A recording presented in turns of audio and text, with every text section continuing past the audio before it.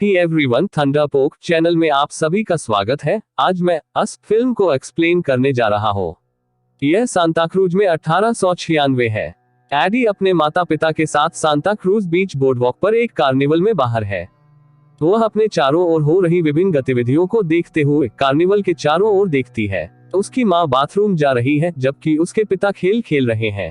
AD को लावारिस छोड़ दिया जाता है, इसलिए वह इधर उधर देखने के लिए भटक जाती है।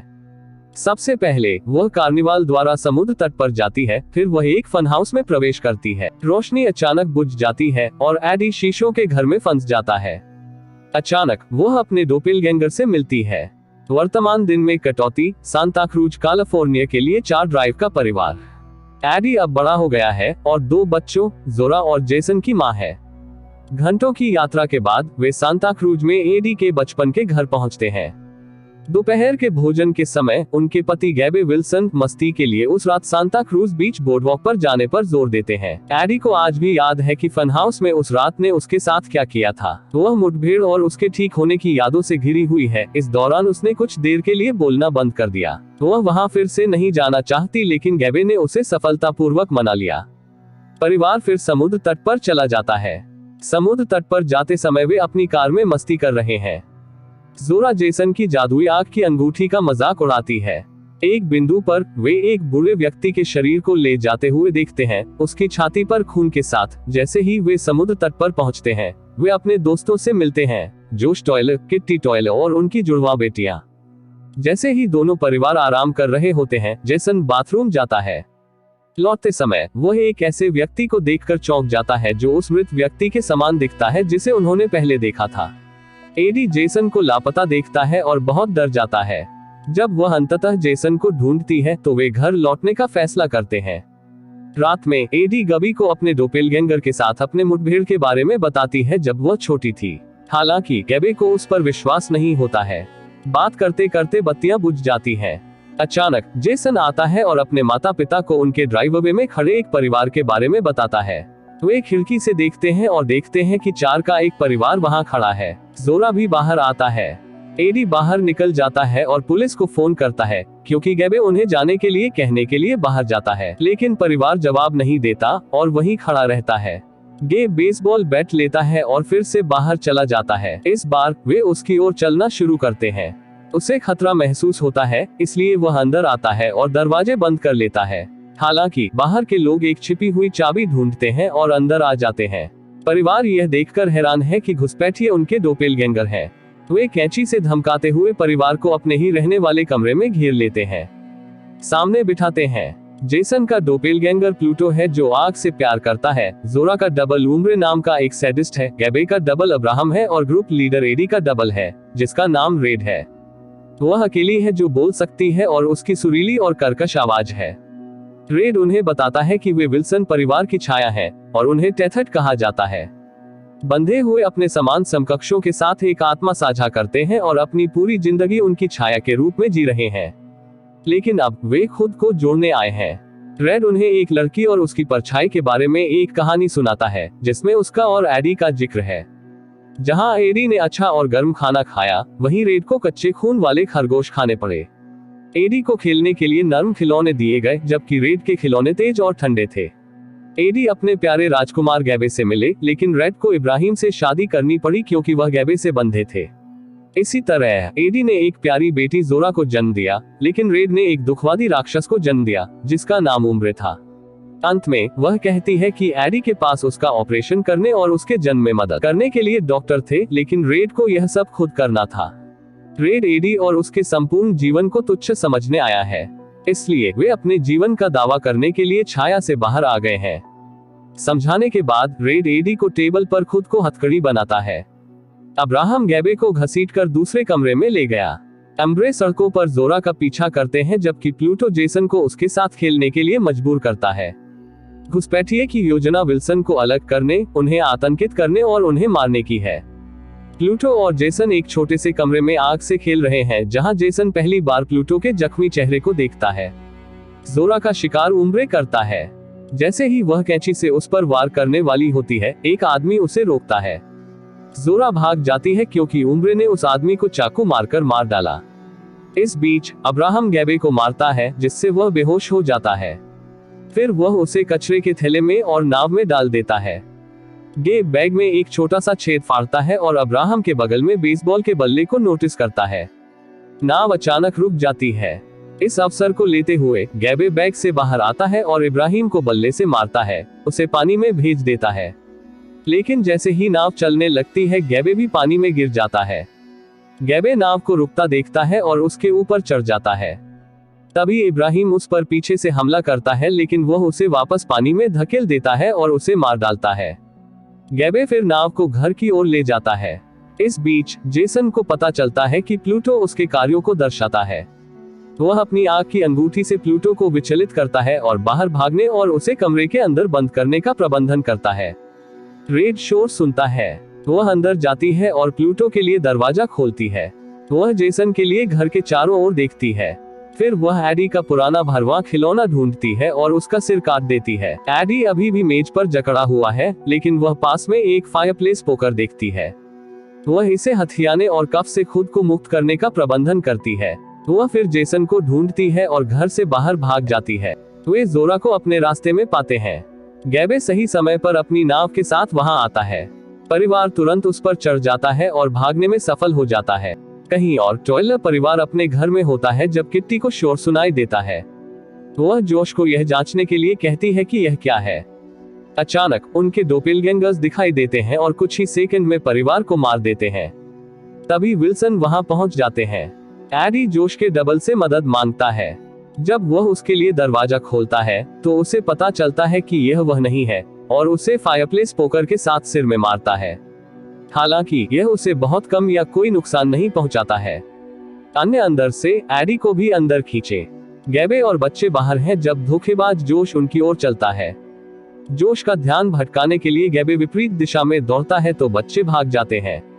इसके बाद बच्चे अपनी मां को खोजने के लिए घर के अंदर जाते हैं। जोरा एक गोल्फ क्लब को हथियार के रूप में चुनती है।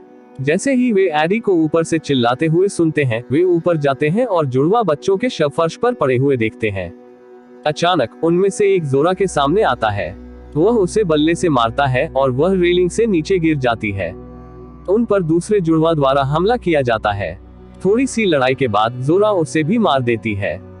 किट्टी का डबल बेडरूम में है जहां उसने एडी को बिस्तर से बांध दिया है। इस बीच गैबे नाव की ओर दौड़ता है और जोश उसका पीछा करता है। गैबे फिर जोश को एक भड़कीली बंदूक से गोली मारता है और उस पर हमला करता है। किट्टी गैबे को खिड़की से जोश को मारते हुए देखती है। तभी जोरा उस पर पीछे से हमला करती है, लेकिन किट्टी उसे चकमा देती है। वह जोरा को छुरा घोंपने वाली है, लेकिन जेसन ने किट्टी को उसके सिर पर मारकर उसे बचा लिया। विल्सन लिविंग रूम में बैठते हैं और स्थिति को समझने की कोशिश करते हैं। 911 पंक्ति सभी व्यस्त हैं। वे समाचार देखते हैं और महसूस करते हैं कि यह पूरे देश में हो रहा है।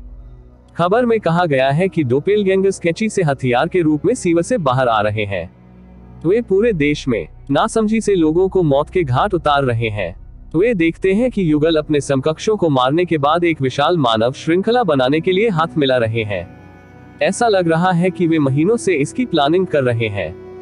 चूंकि पूरे देश पर हमले हो रहे हैं, एडी ने तट के साथ ड्राइव करने और मेक्सिको भागने का फैसला किया। जैसे ही परिवार कार में बैठता है, उम्ब्रे उनके सामने प्रकट होता है। जोरा उसे कार से मारने की कोशिश करती है, लेकिन उम्ब्रे उस पर कूद जाती है। जोरा फिर कार को अचानक रोक देती है, उसे उड़ते हुए एक पेड़ पर भेजती है, जहां उसे एक पेड़ की शाखा पर लगाया जाता है। इसके बाद परिजन मौके से फरार हो जाते हैं। उन्हें रास्ते में कई लाशें दिखाई देती हैं। उन्हें सड़क के बीच में जलती एक कार से रोका जाता है। जेसन का डबल प्लूटो वहां दिखाई देता है। एडी उससे लड़ने के लिए बाहर जाता है, जबकि अन्य कार में रहते हैं। जेसन को पता चलता है कि यह वास्तव में एक जाल है। प्लूटो परिवार की कार को प्रज्वलित करना चाहता है। वह बाकी सभी को इससे बाहर निकलने के लिए कहता है। इससे पहले कि प्लूटो मैच को रोशन कर सके, जेसन को याद है कि डोपेलगैंगर्स उनके आंदोलनों को प्रतिबिंबित करते हैं, इसलिए वह पीछे की ओर चलना शुरू कर देता है। इससे प्लूटो भी पीछे की ओर चल पड़ता है।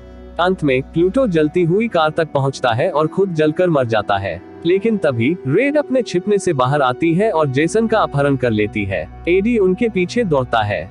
वह समुद्र तट पर खड़े डोपेलगेंगर्स की लंबी मानव श्रृंखला देखती है। फिर वह उस स्थान पर पहुंचती है जहां उसने इतने वर्षों पहले प्रवेश किया था। वह उसके चारों ओर घूमती है और एक दरवाजा ढूंढती है जो कहीं नीचे की ओर जाता है। एक खरगोश दरवाजे से बाहर आता है। वह नीचे जाती है और एक विशाल स्थान की खोज करती है। यह एक गुप्त प्रतिष्ठान की तरह दिखता है। वह एक लिफ्ट से नीचे जाती है और एक विशाल दालान में प्रवेश करती है जिसके दोनों ओर कई कमरे हैं। कई खरगोश दालान के चारों ओर दौड़ते हैं। वह रेड को उन कमरों में से एक में पाती है जो कक्षा के रूप में प्रतीत होते हैं। डोपेलगैंगर मानव श्रृंखला बोर्ड पर खींची गई है। एडी उससे पूछता है कि उसका बेटा कहाँ है, लेकिन रेड इस बारे में बड़बड़ाना शुरू कर देता है कि वे भी कैसे इंसान हैं। वह तब उनके अस्तित्व के रहस्य का खुलासा करती है। रेड बताते हैं कि द टेथर्ड, जिसे शैडो भी कहा जाता है, वास्तव में सरकार द्वारा बनाए गए कृत्रिम प्राणी हैं जो अपने स्वयं के मूल उद्देश्यों के लिए सतह पर मूल को नियंत्रित करते हैं। इस परियोजना का उद्देश्य ऐसे क्लोन बनाना था जो लोगों से उनकी आत्मा के माध्यम से जुड़े थे। इस परियोजना का उद्देश्य पूरे अमेरिका में कठपुतली जैसे लोगों को नियंत्रित करने के लिए क्लोन का उपयोग करना था, लेकिन प्रयोग विफल रहे और टीथर को पीढ़ियों के लिए भूमिगत छोड़ दिया गया, बिना सोचे समझे अपने समकक्षों के कार्यों की नकल करते हुए और खरगोश के मांस पर जीवित रहे। उस रात विश्वास ने रेड और एडी को एक साथ ला दिया था। दूसरे ने जल्दी ही महसूस किया कि लाल अलग था, इसलिए उन्होंने उन्हें अपना नेता चुना। उन्होंने वर्षों से इसकी योजना बनाई थी। वे अपने समकक्षों से प्रतिशोध चाहते थे, लेकिन इससे भी अधिक वे अपने अस्तित्व का एक बयान देना चाहते थे। इसलिए उन्होंने मानव श्रृंखला बनाने का फैसला किया। रेड के साथ एडी की मुठभेड़ के बाद उसके माता पिता ने उसे बैले डांस क्लास में भर्ती कराया था। तो रेड एडी की नकल करते थे और डांस भी करते थे। उनके अनुसार नृत्य ही वह कारण था जिसने उन्हें बचाया। फिर वे बैले के रूप में लड़ने लगते हैं। रेड ने एडी के सभी हमलों को शालीनता से चकमा दिया। लड़ाई में उसका हाथ है। रेड हॉलवे के माध्यम से चलाता है क्योंकि एडी उसके हाथ में फायरप्लेस पोकर के साथ उसका पीछा करता है। उनकी लड़ाई अधिक से अधिक तीव्र होती जाती है। अचानक रेड पीछे से कैंची की एक जोड़ी के साथ एडी पर छलांग लगाता है, लेकिन इससे पहले कि वह उसे प्राप्त कर पाती, एडी ने उसे फायरप्लेस पोकर से मारा, जिससे उसकी मौत हो गई। चूंकि रेड मौत के कगार पर है, वह उसी धुन को सीटी देती है जिसे एडी ने पहली बार रेड से मुलाकात की थी। यह एडी को उत्तेजित करता है, इसलिए वह रेड को अपने हथकड़ी से गला घोंट देती है और उसे पागलपन से मार देती है। वह फिर जेसन को पास के एक लॉकर के अंदर छिपा पाती है। वे दोनों बाहर जाते हैं और गबी और जोरा को एक एम्बुलेंस के अंदर छुपा पाते हैं। परिवार फिर उसी एम्बुलेंस में चला जाता है। एडी ड्राइव के रूप में हम उस रात का फ्लैशबैक देखते हैं जब वह रेड से मिली थी। एडी का रेड से आमना सामना हुआ। रेड ने अचानक उसे बेहोश कर दिया। इसके बाद वह उसे खींचकर अपने कमरे में ले गई और बिस्तर पर हथकड़ी लगा दी। रेड एडी के कपड़ों में बदल गया और वास्तविक जीवन में उसकी जगह ले ली। उस रात एडी के माता पिता अपनी बेटी के डोपेलगैंगर को घर ले गए। यह बताता है कि क्यों रेड एकमात्र टीथर है जो विद्रोह का नेतृत्व करने के लिए अलग तरह से बात कर सकता था और सोच सकता था। रेड की आवाज क्षतिग्रस्त है क्योंकि उसके डबल ने उसे दबा दिया, उसके स्वर यंत्र को नुकसान पहुंचाया और उसकी आवाज को कर्कश और गुदगुदी बना दिया। यह इस बात को भी स्पष्ट करता है कि क्यों एडी बचपन में समुद्र तट पर पाए जाने के बाद बात करने में सक्षम नहीं थी।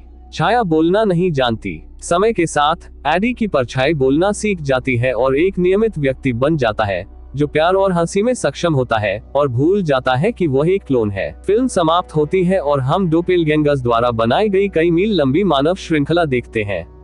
मुझे उम्मीद है कि आपको वीडियो पसंद आया होगा, और अगर आपको पसंद आया तो थंडरपोक चैनल को सब्सक्राइब करना न भूलें।